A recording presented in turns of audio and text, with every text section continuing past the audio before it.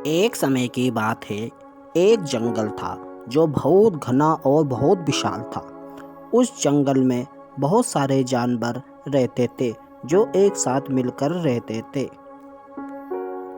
उस जंगल में एक शेर रहता था जो बहुत ही खतरनाक और ताकतवर था, जो हमेशा जंगल में घूम घूम कर जानवरों का शिकार करता रहता था और उन जानवरों को नहीं खाता था, शिकार को ऐसा ही छोड़ देता था।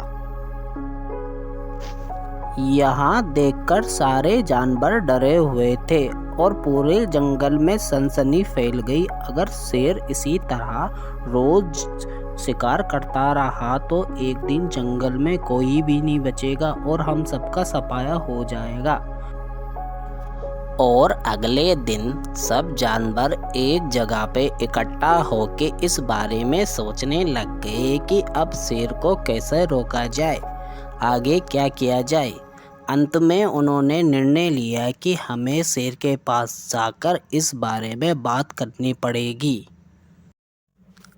अगले दिन सुबह जानवरों का एक दल शेर से मिलने के लिए शेर की गुफा में पहुंचा और शेर ने उन्हें देखा और गुस्से में कहा कि तुम लोग यहाँ क्या कर।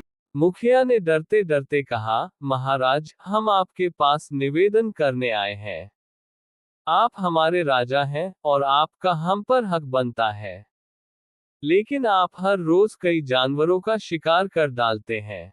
इस तरह से अगर यही चलता रहा तो कुछ ही दिनों में जंगल से सारे जानवर समाप्त हो जाएंगे।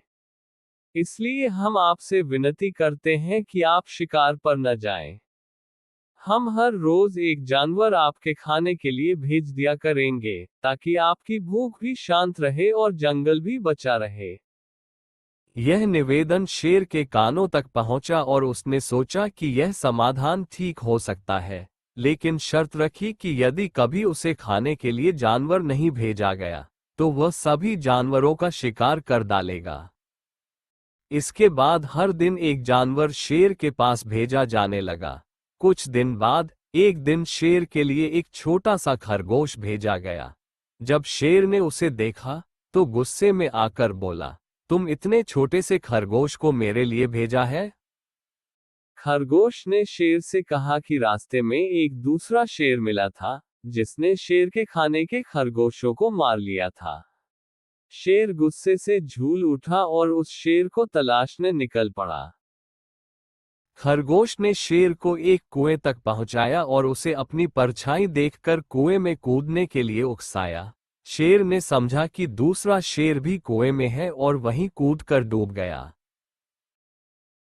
इस प्रकार चतुर खरगोश ने शेर को हराकर जंगल को सुरक्षित कर लिया। जंगल के सभी जानवर खरगोश की जय जयकार करने लगे। खरगोश की बहादुरी और चतुराई देखकर सभी जानवर बहुत खुश थे और नाच रहे थे। जंगल के सारे जानवर बहुत खुश थे। इस कहानी से हमें ये सीखने को मिलता है कि मुश्किल से मुश्किल हालात में भी अगर हम समझदारी और धैर्य से काम लें तो किसी भी समस्या का हल निकाल सकते हैं।